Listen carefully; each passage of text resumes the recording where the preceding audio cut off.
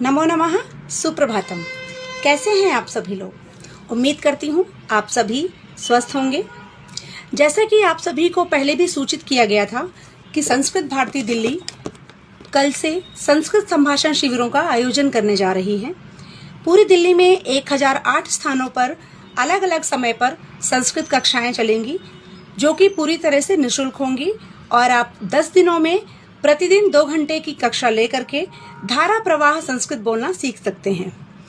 आप सभी ने अपना रजिस्ट्रेशन पूरा कर लिया होगा और अगर नहीं किया है तो देर मत कीजिए, क्योंकि कल से आपकी क्लासेस शुरू होने वाली हैं।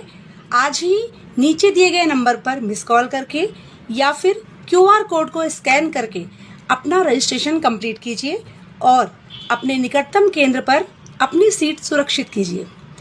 तो आइए संस्कृत बोलना सीखें, भारतीय संस्कृति को जानें। धन्यवाद।